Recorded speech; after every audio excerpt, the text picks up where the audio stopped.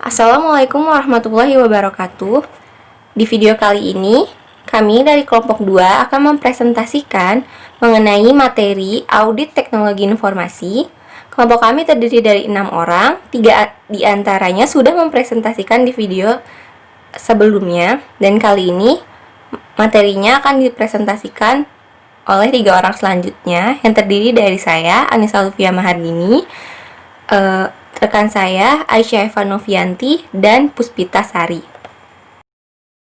Nah, di sini ada tentang pengertian teknologi informasi auditing. Yang kedua ada konsep yang digunakan dalam teknologi informasi auditing. Yang ketiga ada jenis teknologi informasi auditing. Yang keempat ada langkah-langkah teknologi informasi auditing. Yang kelima ada tujuan teknologi informasi auditing. Yang keenam ada manfaat teknologi informasi auditing. Yang ketujuh ada pendekatan audit berdasarkan resiko. Yang kedelapan ada kerangka audit untuk keamanan menyeluruh. Yang kesembilan ada prosedur audit keamanan menyeluruh, tinjauan atas sistem. Yang kesepuluh ada prosedur audit keamanan menyeluruh, tinjauan atas pengendalian. Yang kesebelas ada kerangka untuk audit pengembangan program. Yang kedua belas ada prosedur audit pengembangan program, tinjauan atas sistem. Yang ke-13 ada prosedur audit pengembangan program, tinjauan atas pengendalian. Yang ke-14 ada kerangka audit prosedur modifikasi program. Yang ke-15 ada prosedur audit modifikasi program, tinjauan atas sistem. Yang ke-16 ada prosedur audit modifikasi program, tinjauan atas pengendalian. Yang ke-17 ada kerangka melakukan audit pengendalian pemrosesan komputer. Yang ke-18 ada prosedur audit pengendalian pemrosesan komputer. Yang ke-19 ada kerangka untuk melakukan audit pengendalian data sumber. Yang ke-20 ada prosedur audit pengendalian data sumber. Yang ke-21 ada kerangka untuk audit pengendalian file data. Yang ke-22 ada prosedur audit pengendalian file data. Yang ke-23 ada mengenai software komputer. Kali ini kita membahas pengertian teknologi informasi auditing. Teknologi informasi auditing adalah bentuk pengawasan dan pengendalian dari infrastruktur teknologi informasi secara menyeluruh. Audit teknologi informasi ini dapat berjalan bersama-sama dengan audit finansial dan audit internal, atau dengan kegiatan pengawasan dan evaluasi lain yang sejenis. Pada mulai istilah ini dikenal secara umum merupakan proses pengumpulan dan evaluasi dari semua kegiatan sistem informasi dalam sebuah perusahaan. Istilah lain dari audit teknologi informasi adalah audit komputer, yang banyak dipakai untuk menentukan apakah aset sistem informasi perusahaan telah bekerja secara efektif, integratif dalam mencapai target organisasinya. Yang kedua, konsep-konsep teknologi informasi auditing. Auditing sistem informasi atau auditing teknologi informasi digunakan umumnya untuk menjelaskan perbedaan dua jenis aktivitas yang terkait dengan komputer, seperti untuk menjelaskan proses mengkaji ulang dan mengevaluasi pengendalian internal dalam sebuah sistem pemrosesan data elektronik. Perbedaan dari dua jenis aktivitas di atas diantaranya yaitu yang pertama, auditing melalui komputer untuk menerangkan proses penelahan dan evaluasi pengendalian intern dalam suatu sistem pemrosesan data elektronik. Biasanya dilakukan oleh auditor selama pengujian ketaatan. Yang kedua ada auditing dengan komputer, untuk menerangkan pemanfaatan komputer oleh auditor untuk melaksanakan beberapa pekerjaan audit yang tidak dilakukan secara manual. Yang ketiga, di sini ada jenis-jenis teknologi informasi auditing. Yang pertama ada pendekatan umum terhadap audit sistem informasi. Terdiri dari yang pertama ada telaahan dan evaluasi awal. Di sini untuk menentukan tindakan-tindakan yang akan dilakukan dalam audit yang mencakup keputusan-keputusan yang berkaitan dengan area-area tertentu yang diinvestigasi. Penugasan bagi staf audit, teknologi audit yang akan digunakan, dan pembuatan anggaran waktu dan biaya untuk audit. Sumber daya audit biasanya terbatas, jadi umumnya tidak mungkin melakukan audit atas setiap aplikasi tiap tahun. Aplikasi-aplikasi yang mengandung kemungkinan penggelapan atau kekeliruan keuangan biasanya menjadi target suatu audit. Yang kedua ada telahan dan evaluasi rinci. Dalam tahap audit ini, sasaran difokuskan pada temuan-temuan yang dipilih dalam audit. Tahap ketiga ada pengujian. Di sini, tahap pengujian dalam audit menghasilkan bukti ketaatan terhadap prosedur-prosedur. Pengajuan dilakukan untuk memberikan jaminan memadai bahwa pengendalian intern ada dan bekerja sesuai dengan yang dinyatakan dalam dokumentasi sistem. Yang kedua, ada audit aplikasi sistem informasi. Di sini, pengendalian aplikasi dibagi menjadi 3 area umum. Ada masukan, pemrosesan, dan pengeluaran. Audit aplikasi sistem informasi umumnya mencakup penelaahan pengendalian dalam 3 area tersebut. Yang ketiga, ada audit pengembangan sistem aplikasi. 3 area umum dalam audit yang berkaitan dengan proses pembagian sistem adalah standar-standar pengembangan sistem, manajemen proyek, dan pengendalian perubahan program. Yang keempat ada audit atas pelayanan komputer. Audit atas pusat layanan komputer dilakukan sebelum setiap audit atas aplikasi dilakukan guna meyakinkan integritas umum lingkungan di mana aplikasi akan difungsikan. Pengendalian umum atas operasi komputer juga membantu menjamin tidak adanya interupsi atas sumber daya pusat layanan komputer. Audit akan dilakukan terhadap beberapa area, salah satunya area yang berkaitan dengan pengendalian lingkungan. Sistem-sistem mainframe yang berkaitan dengan pusat-pusat layanan komputer besar umumnya memiliki persyaratan temperatur dan kelembaban khusus yang membutuhkan penyejuk ruangan. Area lain adalah keamanan secara fisik atas pusat-pusat yang bersangkutan. Yang keempat, ada langkah-langkah teknologi informasi audit. Yang pertama, identifikasi dan dokumentasi. Layaknya audit umum, identifikasi dan dokumentasi adalah hal keharusan.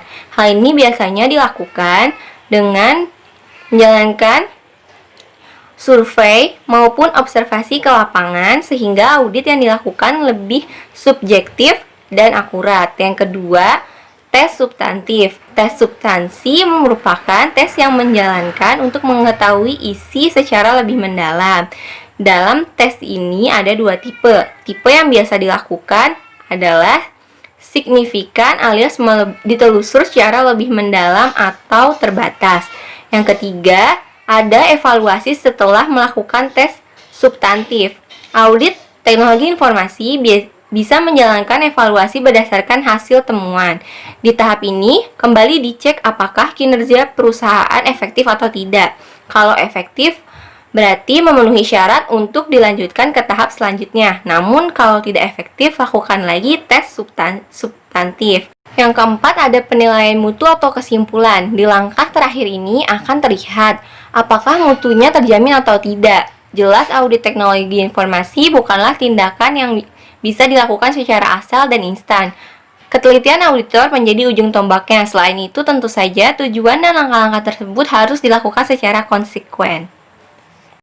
Yang kelima, ada tujuan audit teknologi informasi. Yang pertama, memberikan rekomendasi terhadap temuan yang muncul pada proses audit. Tindakan ini melakukan pemeriksaan atas arsip pembukuan perusahaan. Bisa saja ada temuan yang tadinya tidak disadari. Audit teknologi informasi merekomendasikan temuan ini untuk ditindaklanjuti. Yang kedua, rekomendasi mengenai tindakan yang akan dikerjakan. Selain temuan, ada pula rekomendasi tentang tindakan yang bisa ditempuh. Hal ini bisa menghemat waktu sebab tindakan lanjut yang diambil bisa segera dilakukan tanpa harus mengulang cara penanganannya. Yang ketiga, mengawasi pelaksanaan rekomendasi. Setelah memberikan rekomendasi, audit teknologi informasi bisa juga berlaku sebagai pengawas. Hal ini untuk memastikan bahwa tindakan yang diambil bisa berjalan secara presisi dan tidak menimbulkan masalah baru. Yang keempat, memberikan jaminan kepada manajemen tentang kondisi yang ada pada perusahaan. Audit yang baik akan memberikan presiden yang baik pula terhadap perusahaan. Hasil ini juga bisa memberi gambaran umum kepada manajemen tentang organisasinya. Yang kelima, melakukan penilaian. Setelah melakukan serangkaian proses audit, akan diketahui bagaimana kinerja yang telah dilakukan oleh perusahaan. Proses ini juga bisa menunjukkan penilaian sehingga bisa terlihat tingkat efektivitas dan efisiensi yang dijalankan oleh setiap bagian. Ini saya akan melanjutkan slide dari rekan saya yaitu Anissa. Di sini ada manfaat teknologi informasi auditing. Yang pertama, manfaat pada saat implementasi. Institusi dapat mengetahui apakah sistem yang telah dibuat sesuai dengan kebutuhan ataupun memenuhi acceptance kriteria, mengetahui apakah pemakai telah siap menggunakan sistem tersebut, mengetahui apakah outcome sesuai dengan harapan manajemen. Yang kedua, manfaat sistem live. Institusi mendapat masukan atas risiko-risiko yang masih ada dan saran untuk penanganannya. Masukan-masukan tersebut dimasukkan dalam agenda penyempurnaan sistem, perencanaan strategis, dan anggaran pada periode berikutnya. Bahan untuk perencanaan strategis dan rencana anggaran di masa yang akan datang. Memberikan reasonable assurance bahwa sistem informasi telah sesuai dengan kebijakan atau prosedur yang telah ditetapkan. Membantu memastikan bahwa jejak pemeriksaan telah diaktifkan dan dapat digunakan oleh manajemen, auditor maupun pihak lain yang berwenang melakukan pemeriksaan. Membantu dalam penilaian apakah initial purpose values telah terrealisasi dan saran tindak lanjutnya. Selanjutnya, pendekatan audit berdasarkan risiko. Hal ini memberikan para auditor pemahaman yang jelas atas kesalahan dan ketidakberaturan yang dapat terjadi dan risiko serta penyikapan yang terkait. Pemahaman atas hal ini memberikan dasar yang kuat untuk mengembangkan rekomendasi pada pihak manajemen mengenai bagaimana sistem pengendalian sistem informasi akuntansi seharusnya ditingkatkan. Pendekatan 4 tahap evaluasi pengendalian internal. Yang pertama, menentukan ancaman yang dihadapi sistem informasi akuntansi. Kedua, identifikasi prosedur pengendalian yang diimplementasikan untuk meminimalkan setiap kesalahan. Ketiga, evaluasi prosedur pengendalian. Keempat, evaluasi kelemahan yang tidak terungkap oleh prosedur pengendalian. Selanjutnya, kerangka audit untuk keamanan menyeluruh. Jenis-jenis kesalahan dan penipuan. Yang pertama, pencurian atau kerusakan yang tidak disengaja atas hardware dan file. Kedua, kehilangan, pencurian, atau akses tidak sah ke program, file data, dan sumber daya sistem lainnya. Ketiga, modifikasi ataupun penggunaan secara tidak sah program dan file data. Jenis-jenis prosedur pengendalian. Yang pertama, rencana keamanan atau perlindungan informasi. Kedua, pembatasan atas akses secara fisik ke perlengkapan komputer. Ketiga, pengendalian penyimpanan dan pengiriman data serta enkripsi. 4. Prosedur perlindungan dari virus. Kelima, menggunakan firewall. Keenam, rencana pemulihan dari bencana. Ketujuh, pemeliharaan pencegahan dan asuransi sistem informasi. Selanjutnya, prosedur audit keamanan menyeluruh tinjauan atas sistem. Yang pertama, menginspeksi komputer.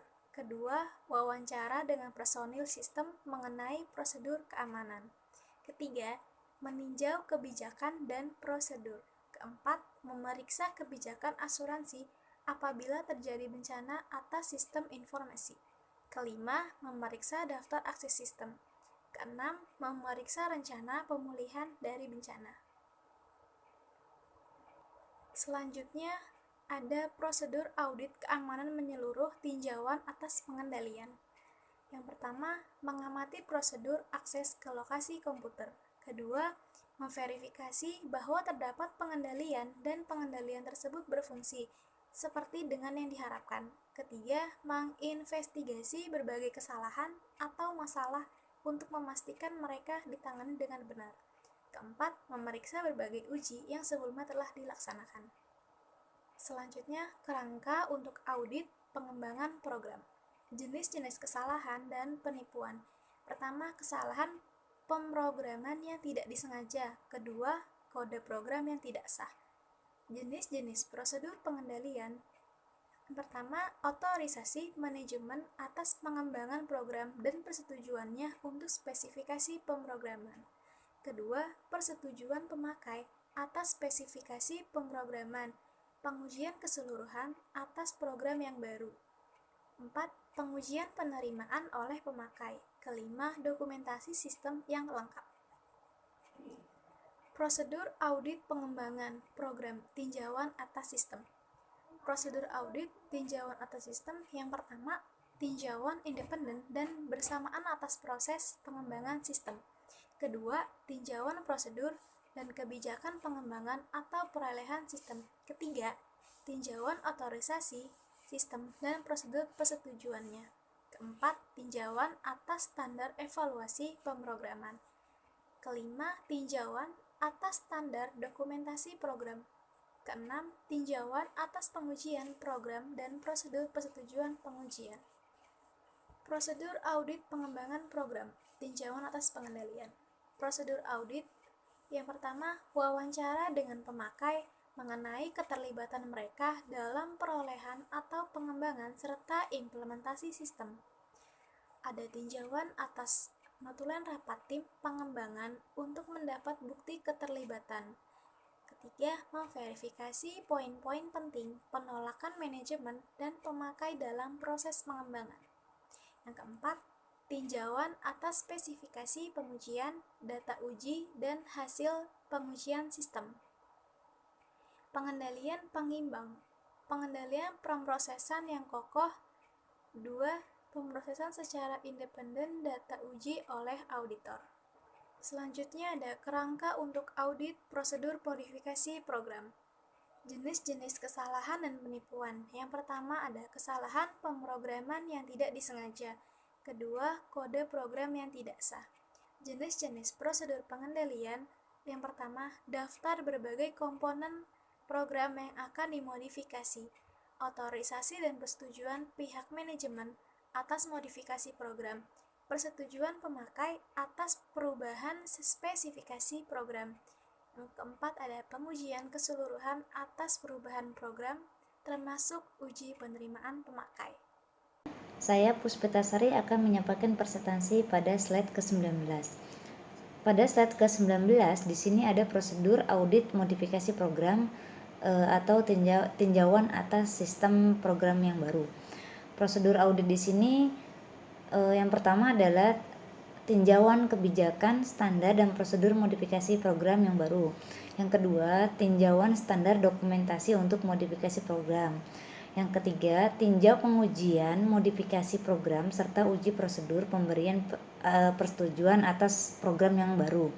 Yang keempat, diskusikanlah kebijakan dan prosedur modifikasi program yang baru dengan pihak manajemen, pemakai sistem, dan personil sistem informasi guna untuk memperlancar semua lini dari perusahaan. Pada slide ke-20 di sini ada prosedur audit modifikasi program atau tinjauan atas pengendalian program baru tersebut. Prosedur audit di sini ada uji pengendalian. Yang pertama, verifikasi terlebih dahulu pemakai dan persetujuan manajemen sistem informasi atas perubahan program baru. Yang kedua, verifikasi pemakai mengenai keterlibatan dalam perancangan dan implementasi sistem yang baru. Yang ketiga, memverifikasi poin-poin penting penolakan manajemen dan pemakai dalam proses pengembangan program baru. Yang keempat, tinjauan atas notulen rapat tim pengembangan untuk mendapat bukti keterlibatan program baru sudah berjalan atau belum. Yang kelima, tinjauan atas spesifikasi pengujian, data uji, dan hasil dari pengujian sistem terbaru yang akan dipakai oleh perusahaan. Berikutnya ada pengendalian pengimbang. Pengendalian pengimbang di sini ada dua, yaitu pengendalian pemrosesan yang bagus dan uji audit independen untuk perubahan program yang tidak sah atau yang salah. Pada slide ke-21 ada kerangka untuk melakukan audit pengendalian pemrosesan komputer. Kerangka di sini ada contohnya jenis-jenis kesalahan dalam penipuan dan penipuan. Yang pertama, kegagalan untuk mendeteksi input data yang salah, tidak lengkap atau tidak sah. Yang kedua, kegagalan untuk memperbaiki kesalahan yang ditandai oleh prosedur edit data dengan tepat. Seperti kalau inputan salah, kita dikasih warning. Yang ketiga, masuknya kesalahan dalam file atau database selama pembaruan. Adapun jenis-jenis prosedur pengendalian di sini ada rutinitas edit data komputer, setiap hari harus dilakukan jika terjadi kesalahan ya. Yang kedua, penggunaan dengan benar label file eksternal dan internal, harus dibedakan antara eksternal dan internal. File-file mana? Yang ketiga, prosedur perbaikan kesalahan yang efektif, dan berikutnya ada daftar dan ringkasan perubahan file yang disiapkan untuk tinjauan atas departemen pemakai. Pada slide ke-22 ada prosedur audit pengendalian pemrosesan komputer. Prosedur audit tinjauan sistem ini mencakup meninjau dokumentasi administratif untuk standar pengendalian pemrosesan, mengamati operasional komputer dan fungsi pengendalian data, meninjau salinan daftar kesalahan, laporan jumlah total batch, dan daftar perubahan file. Jika terjadi kesalahan di sini bisa dikendalikan ya, bisa di-trace kesalahannya apa, di inputnya di poin mana yang salah. Berikutnya ada prosedur audit. Prosedur audit uji pengendalian. Di sini mengevaluasi kecukupan dan kelengkapan pengendalian edit data, memverifikasi kepatuhan pada prosedur pengendalian pemrosesan, yaitu dengan cara mengamati operasional komputer dan fungsi pengendalian data yang ada di komputer. Berikutnya menelusuri pengaturan sampel kesalahan yang ditandai oleh rutinitas edit data untuk memastikan adanya penanganan yang tepat. Jika ada terjadi kesalahan, di situ ditandai. Nah, keempat, mengawasi sistem pemrosesan online dengan menggunakan teknik audit bersamaan pengendalian pengimbang, pengendalian yang kokoh terhadap pemakai, dan pengendalian data sumber yang efektif. Pada slide ke-23 ada kerangka untuk melakukan audit pengendalian data sumber. Data sumber di sini kerangkanya ada jenis-jenis kesalahan dan penipuan. Yang pertama, data sumber yang tidak akurat. Yang kedua, data sumber yang tidak sah. Data yang sumber tidak akurat di sini ada jenis-jenis prosedur pengendaliannya, yaitu otorisasi pemakai atas input data sumber. Data sumber di sini harus benar dan harus akurat. Yang kedua, penanganan input data sumber secara efektif oleh personil pengendalian data. Ini mungkin personil itu ya, seperti admin administrasi. Yang ketiga, mendaftar penerimaan, perpindahan, dan pemrosesan input data sumber. Berikutnya, penggunaan dokumen yang dapat dikirim kembali. Pada slide ke-24 terdapat prosedur audit pengendalian data sumber, masih terusan di slide yang 23. Prosedur audit tinjauan sistem ini meninjau dokumentasi administratif atas standar pengendalian data sumber, mendokumentasikan pengendalian data sumber akuntansi dengan menggunakan sebuah metrik pengendalian input, dan meninjau dokumentasi sistem akuntansi untuk mengidentifikasi isi data sumber dan langkah pemrosesan serta pengendalian data sumber tertentu yang digunakan. Adapun proses audit untuk uji pengendalian di sini bisa dengan mengamati dan mengevaluasi jalannya departemen per departemen, bisa dikendalikan dengan prosedur pengendalian data yang memang jadi database data sumbernya. Berikutnya, merekonsiliasi sebuah sampel, jumlah total batch, dan menindaklanjuti penyimpangannya. Apakah ada penyimpangan di sini atau tidak.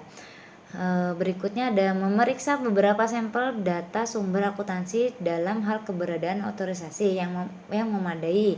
Pengendalian pengimbangnya di sini ada pengendalian pemrosesannya kokoh dan pengendalian yang kokoh terhadap pemakai.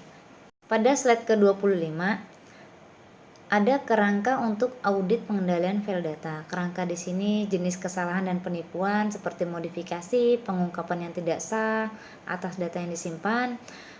Yang kedua ada penghancuran atas data yang disimpan akibat kesalahan yang tidak disengaja, kegagalan fungsi hardware atau software-nya, dan tindakan sengaja untuk melakukan sabotase atau vandalisme. Di sini ada kecurangan. Adapun jenis-jenis prosedur pengendalian pembaruan bersamaan, penggunaan yang sesuai atas label file, dan penggunaan software perlindungan virus. Berikutnya pada slide ke-26 ada prosedur audit pengendalian file data. Prosedur audit di sini untuk tinjauan sistemnya bisa memeriksa rencana pemulihan dari masalah. Yang kedua ada mendiskusikan prosedur pengendalian file data dengan para manajer dan operator sistem si pemakai ya di sini ya. Berikutnya meninjau kebijakan dan prosedur akses logika. Berikutnya ada meninjau dokumentasi atas fungsi-fungsi operasional perpustakaan file. Adapun prosedur untuk uji pengendaliannya bisa dengan mengamati dan mengevaluasi operasional perpustakaan file yang ada yang sudah tersimpan dan meninjau catatan pemberian dan modifikasi password. Berikutnya ada uji pengendalian bisa dengan mengamati persiapan dan penyimpanan di luar lokasi kantor dari file cadangan. Uji pengendalian berikutnya merekonsiliasi jumlah total file utama dengan jumlah total pengendalian yang diproses secara terpisah. Pengendalian pengimbangnya ada pengendalian keamanan komputer secara efektif dan pengendalian pemakai yang kokoh dan pengendalian pemrosesan yang kokoh. Pada slide ke-27 di sini ada software komputer. Software komputer ada beberapa program komputer yang disebut komputer audit software atau generalized audit software. Di sini dibuat secara khusus untuk auditor. Audit software di sini adalah program komputer yang berdasarkan spesifikasi dari auditor, menghasilkan program yang melaksanakan fungsi-fungsi audit. Di sini program ini memang khusus buat auditor dan isinya pun spek-speknya memang dari auditor. Pemakai software komputer, langkah pertama adalah memutuskan tujuan-tujuan audit, mempelajari file serta database yang akan diaudit, merancang laporan audit, dan menetapkan bagaimana cara menghasilkan informasi ini akan dicatat dan dalam lembar spesifikasi dan dimasukkan ke dalam sistem melalui program input data.